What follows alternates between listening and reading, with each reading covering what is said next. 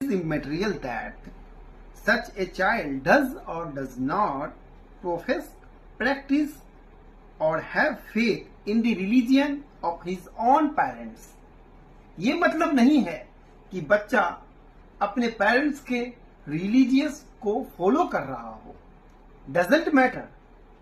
बच्चा अपने पेरेंट्स के रिलीजन को फॉलो कर रहा हो कि नहीं कर रहा हो, प्रैक्टिस कर रहा हो कि नहीं कर रहा हो, अगर पेरेंट्स दोनों हिंदू हैं तो बच्चा हिंदू माना जाएगा. क्योंकि ऐसा हो रहा है इसलिए कि इसको फ्रेम करने वालों ने बर्थ को ज्यादा आधार माना है, ना कि बच्चा क्या प्रैक्टिस कर रहा है. The emphasis is on the word. इस वर्ड को इंपॉर्टेंट है समझना. अगर माता पिता दोनों हिंदू हैं तो बर्थ को इंपॉर्टेंस दिया गया है. अगर दोनों माता पिता हिंदू हैं, आप उनसे बर्थ लिए हो तो आप क्या प्रैक्टिस करते हो, इससे कोई मतलब नहीं है. इन चारों धर्मों से अलग प्रैक्टिस करते हो, किसी अलग धर्मों को प्रैक्टिस करते हो, इन चारों धर्मों को छोड़कर, फिर भी आप हिंदू हो जब तक कि आप किसी अलग धर्म को लीगली अडॉप्ट ना कर लिए हो.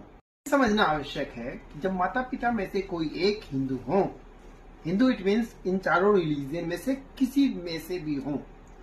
When one parents is Hindu, जब माता पिता में से कोई एक हिंदू हो, a person will be Hindu if the following condition are satisfied. निम्न दिए गए कंडीशन अगर सेटिस्फाइड होते हैं, चलिए देखते हैं कि कौन कौन से कंडीशन हैं.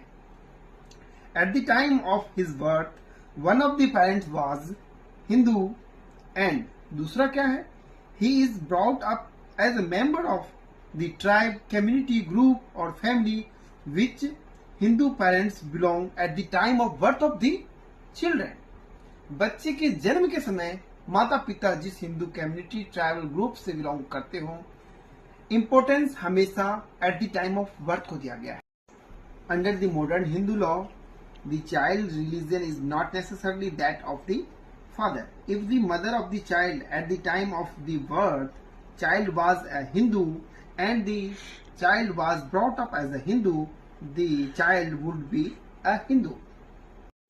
इन लाइनों में यह समझना बहुत ही आवश्यक है. The child religion is not necessarily that of the father. बच्चे का जो रिलीजन है फादर के रिलीजन से डिसाइड हो यह आवश्यक नहीं है हिंदू धर्म में. अगर माता पिता में से कोई एक हिंदू हो, ऐसी स्थिति में सिर्फ पिता हिंदू होगा तभी बच्चा हिंदू हो यह आवश्यक नहीं है. और यह डिसाइड इससे नहीं होता है. यह डिसाइड इससे होगा कि बच्चे के जन्म के समय माता पिता में से कोई एक अगर हिंदू है और बाद में भले ही वो अपना रिलीजन क्यों ना चेंज कर लिए हो, पर बच्चे के जन्म के समय माता पिता में से कोई एक हिंदू है और बच्चे का पालन पोषण हिंदू रीति रिवाजों के अकॉर्डिंग हुआ है तो बच्चा हिंदू होगा.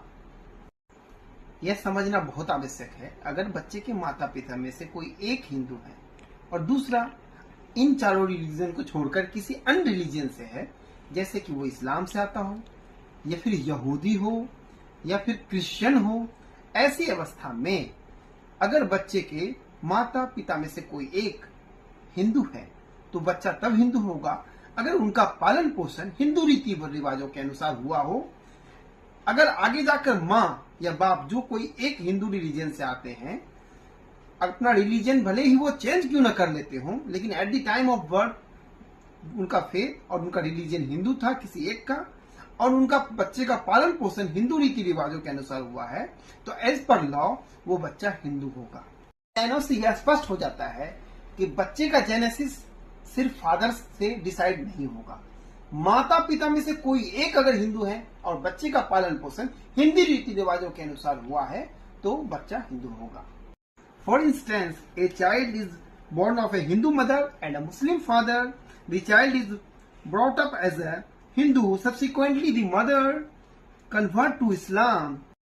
If at the point of the time question arise whether the child is a Hindu, we find that neither of the parents is Hindu, but nonetheless the child is a Hindu. इन कथनों से यह स्पष्ट हो जाता है कि बच्चे के पिता अगर हिंदू हैं तभी बच्चा हिंदू होगा, यह आवश्यक नहीं है. बच्चे के माता पिता में से कोई एक हिंदू है जैसे कि इस एग्जाम्पल में स्पष्ट किया गया है कि बच्चे की माँ हिंदू है और उसके पिता मुस्लिम हैं और बच्चे का पालन पोषण हिंदू रीति रिवाजों के अनुसार हुआ है। बाद में उस बच्चे की माँ मुस्लिम धर्म को अख्तियार कर ली है। ऐसी स्थिति में भी बच्चा हिंदू है, क्योंकि at the time of the birth बच्चे की माँ का फेथ हिंदू धर्म में था और बच्चे का पालन पोषण हिंदू मजहब के अकॉर्डिंगली हुआ है, इसलिए वो बच्चा हिंदू होगा।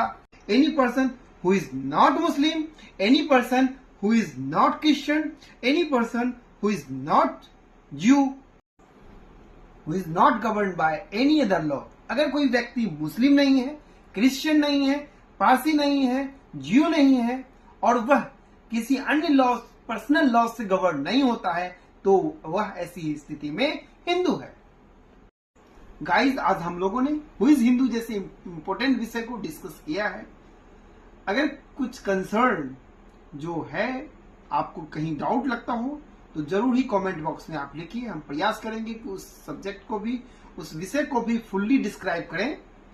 और आपसे एक रिक्वेस्ट है, इस चैनल को आप लोग बूस्ट करें, लाइक सब्सक्राइब करें। धन्यवाद।